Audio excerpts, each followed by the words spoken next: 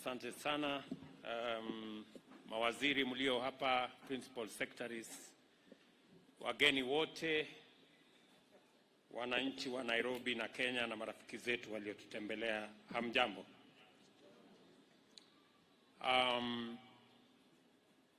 This year's edition of the Agricultural Show of Kenya's Nairobi International Trade Fair is special because it provides us with a virtual opportunity, and a vital one at that, to have a conversation on a broad variety of subjects which define our bottom-up economic transformation agenda. In doing so, it demonstrates the power of agriculture as the engine of Kenya's economy and its potential to propel even greater rates of growth and development. At the foundation of our reflections today, I invite you to consider the intersection of many topics around agriculture and agricultural transformation. To begin with, the idea of elevating the famous Nairobi National Agricultural Show into an international trade fair, where today we have representatives from various African and international and other countries, came out of the realization that agriculture is the prime mover of our nation's economic activity across sectors and beyond our borders.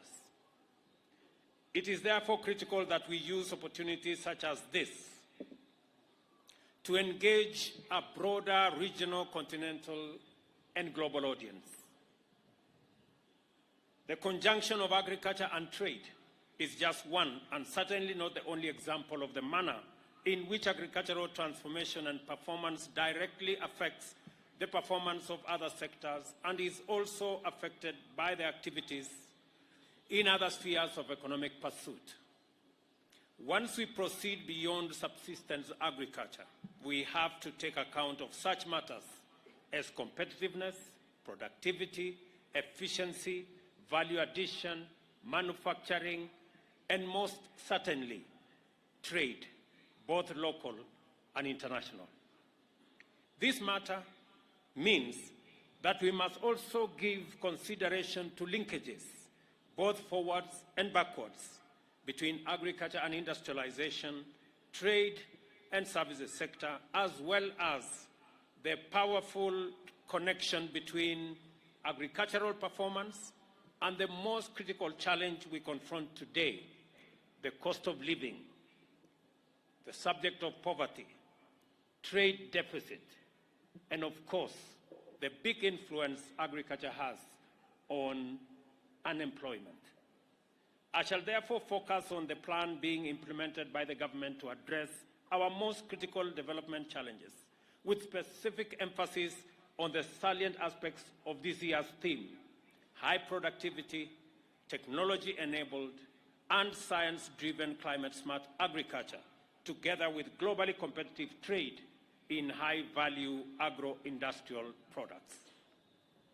At the heart of our bottom-up transformation agenda is the endeavor to radically increase employment opportunities and simultaneously significantly enhance the productivity of labor in 5 priority sectors. Without a doubt, our interventions to transform agriculture are fundamental to the successful implementation of the plan. One of the drivers of the high cost of living and high levels of poverty, especially in rural areas, is that agricultural productivity has stagnated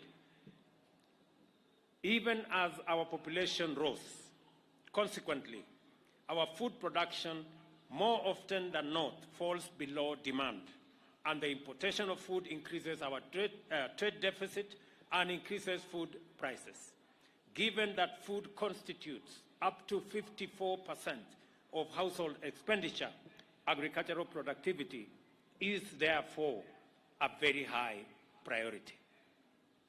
At the same time, agriculture contributes 70% of employment of our population. Low productivity contributes to low earnings in the agricultural sector and undermines the capacity of households to withstand the cost of living, deepening poverty. Further, agriculture contributes 25% to our GDP directly and another 25% indirectly, a total of 50%.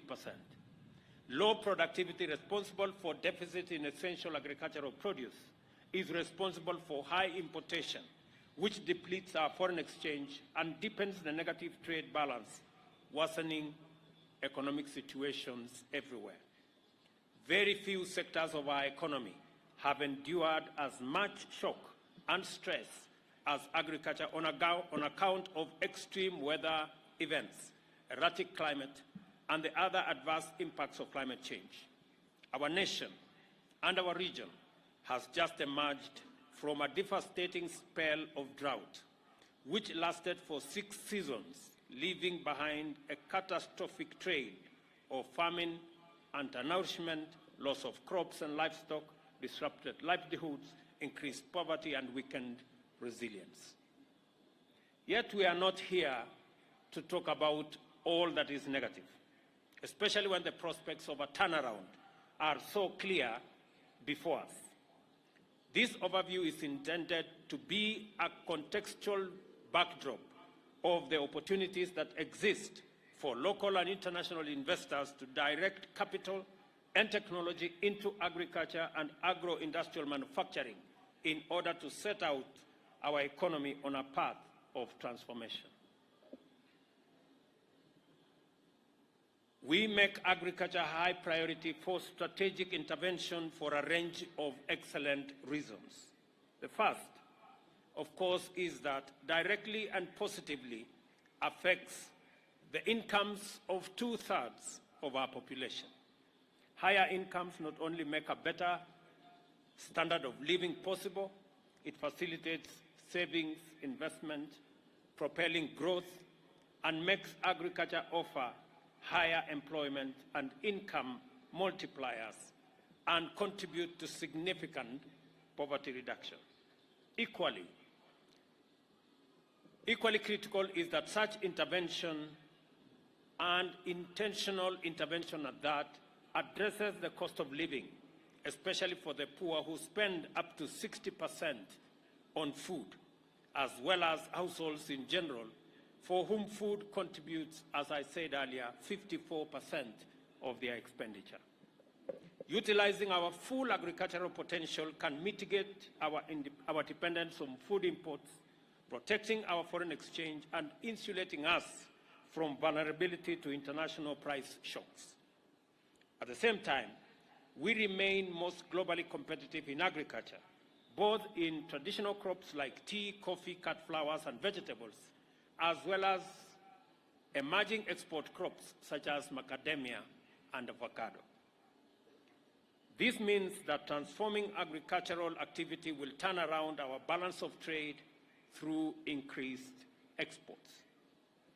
It is the reason why, as the Governor of Nairobi said, we are expanding the footprints of markets across Kenya.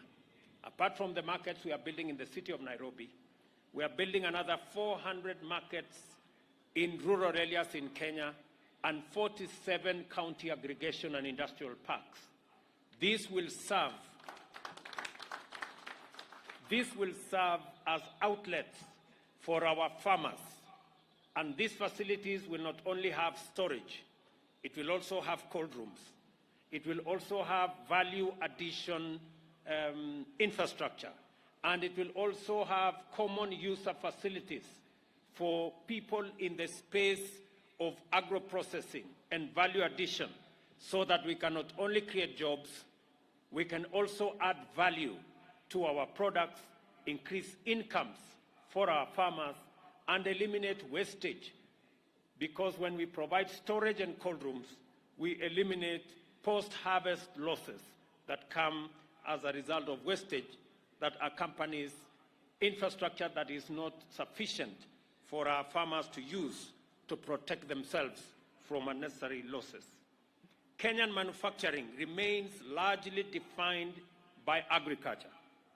40% of manufacturing jobs are in the agro-based industries, which account for over half of the sector and 48% of GDP. Value addition remains the most viable means of enhancing the competitiveness of our agricultural exports. We are collaborating with the county governments to establish, as I have said, a county aggregation and industrial park in every county. And we have begun the process to roll out the construction. It is my instruction that these county aggregation and industrial parks should be finished within the next 9 months and make them ready to serve farmers across the country. Our bottom-up economic transformation agenda aims to transform 2 million farmers from food deficit to surplus producers and reduce our dependence on basic food imports like domestic oil crops, wheat and rice by 30% through the provision of financing for inputs accompanied by intensive agricultural extension support.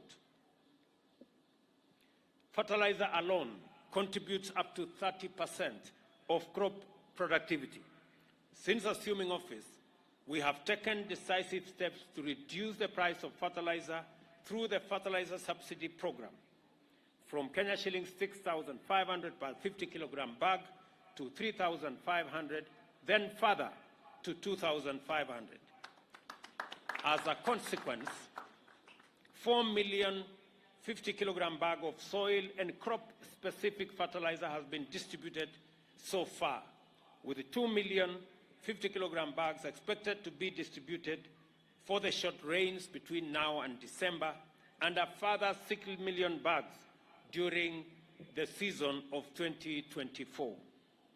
Consequently, farmers could afford to grow more crops, resulting in the cultivation of an extra 200,000 acres this season alone, and a projected harvest of 44 million 90 kilogram bag in the long rains alone, a 42% increase from a long-time average of 31.3 million bags. To turn agricultural production around to an accelerated growth trajectory, we have also made adequate provision to raise productivity in key food and other value chains, including edible oils, rice, cotton, dairy, beef, and leather, to boost tea sector and reform underperforming and collapsed export crop value chains that have challenges like coffee, cashew nut, pyrethrum, and new crops, avocado and macadamia. The promise of this strategic pathway is immense. For instance, by investing in the cultivation of palm oil, sunflower, canola, and soybeans, we project to increase the annual domestic production of edible oils from 80,000 metric tons currently to 240,000 metric tons over the next 5 years, thereby reducing our dependency on imports and saving the country almost 100 billion that we spend annually on imports of edible oils. And the ministry has undertaken, the Ministry of Agriculture that is, that they will deliberately make seeds available, whether it is for sunflower, canola, soya. We are going to make sure that these seeds are affordable and they are available. We are also discussing with CALRO and the other research institutes so that we can also have wheat varieties that are researched appropriately so that we can enhance our production in the wheat varieties that we have. Similarly, the expansion of our rice production schemes in Ahero and Mwea, as well as the establishment of new ones in Tana River and in Migori, can make the country self-sufficient, saving us another 34 billion in imports. On the other hand, accelerated investment in cotton value chain will reduce our fabric importation by at least 50% and take Kenya's textile exports to 150 billion by 2027. I am happy to note that there is already a running program on importation of high-quality seed of cotton that will be made available to farmers. And I am happy that counties are working with us on this aspect of ensuring that cotton becomes the white gold that we always knew it to be. I want to encourage the county governments that are working with us to work with the Ministry of Agriculture as we deliver cotton seed for them to engage in the growing. I want to ask them to work with farmers so that farmers can have access to extension services. Tea is the direct and indirect employer of 6.5 million people, or 13% of our population, including 750,000 farmers in 19 counties. Over the past year, the government has invested 4.4 billion in fertilizer price subsidy for our tea farmers, converting and covering the catchment area of all 54 smallholder factories. The subsidy resulted in a reduction of fertilizer prices from about 5,600 to 3,500, and I have made a commitment to all our tea, coffee, and all farmers in Kenya, including sugar, that we are going to reduce all varieties of fertilizer that are used by all farmers to 2,500 going forward. We have also developed a proposal to establish a framework to provide incentives for investment in local value addition of tea. Keteba, which processes smallholder tea, participated in the inaugural export of the to the economic community of West Africa states under the EAC and EFTA program. Under the coffee revitalization program, 72 factories are earmarked for upgrading. Additionally, farmers are to be provided with seedlings and fertilizer at subsidized prices. The aim is to increase productivity from 2 kilograms per tree to 10 kilograms and raise production from 50,000 metric tons to 102 metric tons per annum by 2027. I want to assure coffee farmers that the government of Kenya will work with all stakeholders to ensure that wastage, inefficiency, corruption, and other malpractices are eliminated. Farmers must get a good return for their crop.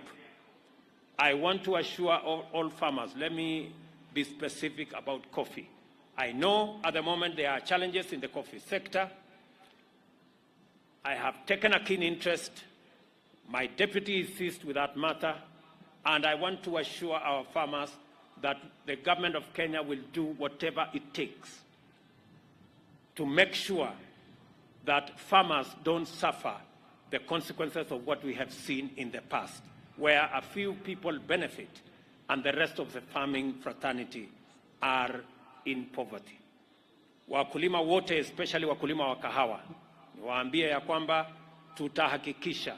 Tunajua saa hizi kuna matatizo ya soko, lakini hiyo soko na matatizo yaliyoko katika sekta ya kahawa ni lazima tuyatatue. Wale watu wote wako katika hiyo sekta, nataka niwahakikishie ya kwamba serikali ya Kenya, mimi nikiongoza hiyo serikali, tutahakikisha kwamba tumetatua matatizo yaliyo katika sehemu hiyo ya kahawa. The sugar industry remains a high priority strategic sector for national agro-industrial development, wealth and employment creation. However, our production is chronically at deficit, with productivity plagued by aging mills, high indebtedness of sector institutions, diminishing soil facility, competition for land, low uptake of research variety of cane, low use of fertilizer, among other challenges. Local and international shortage of sugar has pushed the prices of the commodity beyond the reach of many households, underscoring the urgent need for a comprehensive transformation of the sector. This is why the government of Kenya has embarked on interventions to deliver conclusive resolution of the problems undermining the sector's potential. To begin with, the Cabinet has approved the write-off of Kenya shillings 117 billion of debt owed to state-owned sugar mills and companies in preparation for the leasing of the mills to private investors. The aim of the intervention is to inject competitiveness to the sector and ensure that at the expiry of the leases, the land reverts back to communities under a cooperative model. We have also been not afraid, and neither have we hesitated to take difficult decisions to restore sanity in the sugar sector. Regulatory reforms are being undertaken to empower farmers and give stakeholders a say in the affairs of the sugar industry. We remain vigilant and shall closely monitor progress to ensure that government decisions to advance the interests of the sugar growers and consumers are fully implemented in a timely fashion.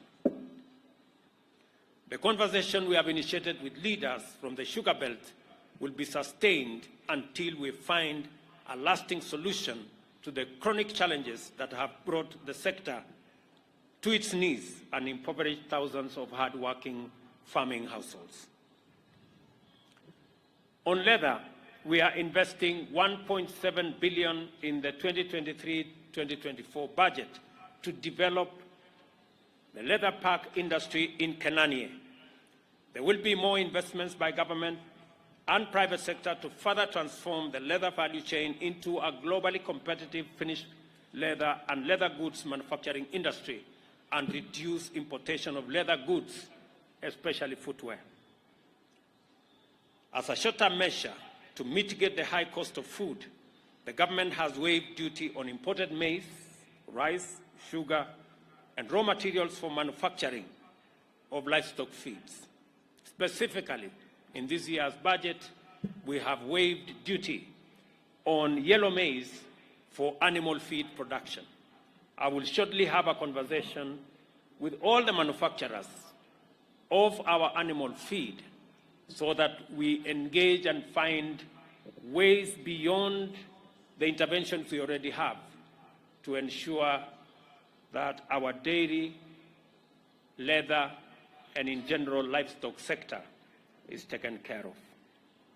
2/3 of our country's agricultural land requires irrigation, but only 4% is under irrigation.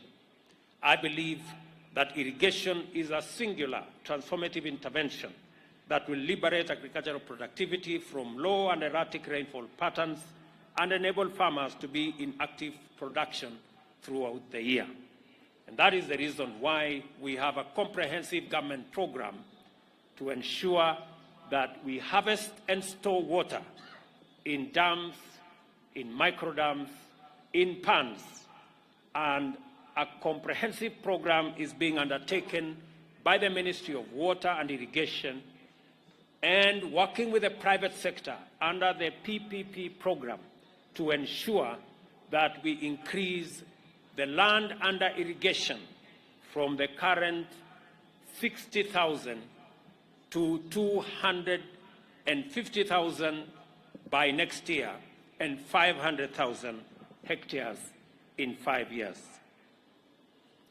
Aside from productivity, another key challenge to the performance of the agricultural sector is the subdivision of land holding into units that are not agriculturally viable and pressure on available land by settlement and other uses. And it is the reason why our affordable housing program, which is currently underway, is partly a solution to reversing the land fragmentation that is going on so that we can use other alternatives of settlement in our affordable housing program and release land that currently is being used for settlement for agricultural productivity in our land consolidation program. This will go a long way in ensuring that we deliver on our commitment on increasing food production and enhancing food security in our country. We are intentional about actualizing our vision for agricultural transformation through increased productivity and determined to prosecute a direct line of attack against the high cost of living, poverty, and unemployment.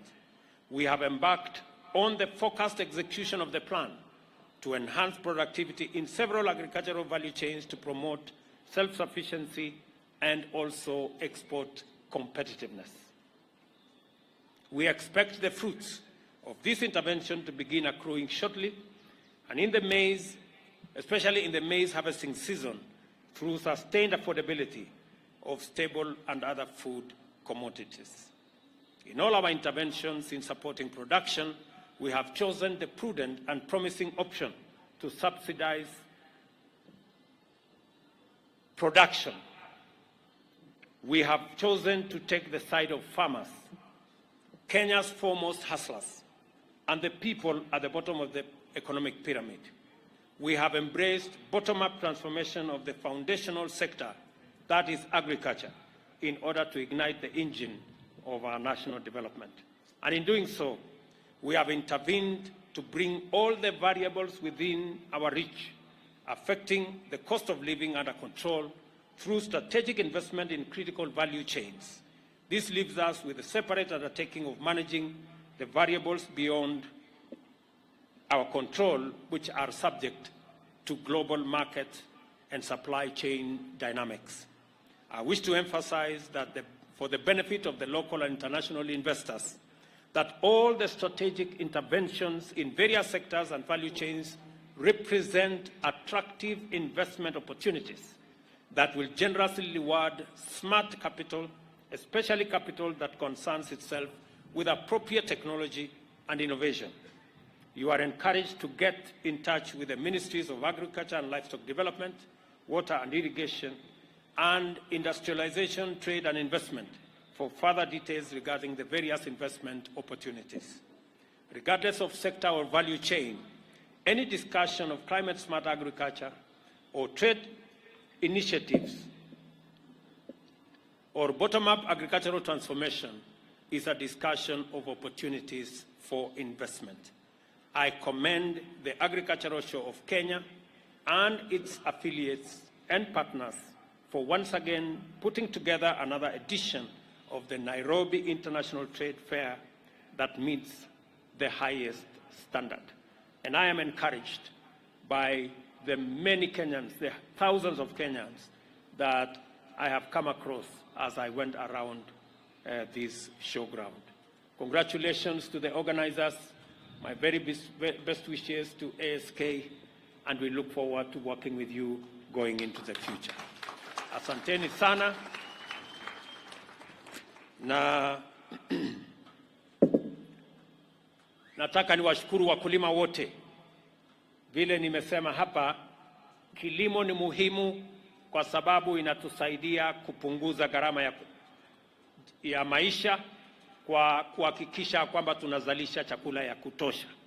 Kilimo ni muhimu kwa sababu inatupatia raw material ya viwanda zetu zote. 40% ya raw materials ya viwanda zetu zote zinatoka kwa kilimo. Kilimo inatusaidia katika kupanua nafasi za ajira katika taifa letu la Kenya, na kilimo pia inatusaidia kuondoa umaskini katika taifa letu la Kenya. Na ndio sababu tumetia mkazo mkubwa na tumeweka maanani sana mpango yetu ya kilimo na kusaidiana na wakulima ili tuongeze mapato ya wakulima, tuongeze nafasi ya ajira na tuongeze nafasi ya kupanua viwanda zetu kutumia kilimo na bidhaa zinazotoka katika kilimo. Let me also take this opportunity to say we are truly happy. Ni jambo ambalo alihusikani na mambo ya hapa show, lakini nimepatiwa habari ya kwamba Kenya ikiungana na Uganda na Tanzania tumefaulu kuwa host wa AFCON in 2027. Nataka nipongeze wizara yetu ambayo inasimamia michezo na washikadau wote katika sekta hiyo kwamba ile mpango tumekuwa nayo ya kubadilisha mambo katika sekta ya mchezo sasa inaanza kufua dafu. Many people never believed that we had a chance of hosting AFCON in 2027 because of the state of our football and the state of our sports in general. But I am very proud today that Kenya, together with our partners in Uganda and Tanzania, jointly we have won the right to host AFCON in 2027, and we are very proud of this achievement. We will now mobilize every resource. We will mobilize every person and every sector to make sure that we deliver a world-class football event in 2027. We will make sure that whatever infrastructural facility that are required will be made available to make sure that we move Kenya to the next level in our sports industry. Asanteni sana na Mungu awabariki. Thank you. Asante sana Mheshimiwa Rais. Nitamwomba ruhusa Mheshimiwa Rais kutulia kidogo kwenye kiti chake ili tuweze kujipanga kwa wale ambao wanaopokea awards. Nimwalike Bwana John Kibera na CEO wetu wajongee hapa mbele ili tuweze kujipanga. Na wale wote ambao wanaohusika in the awards, kindly we meet on my left. CEO and Mr. Kibera. Your Excellency, the President of the Republic of Kenya, the Society Patron, we kindly request you to present the following members who have rendered exemplary and continuous service to the ASK. We start with the live governance position, 25 years. Cleophas Okole.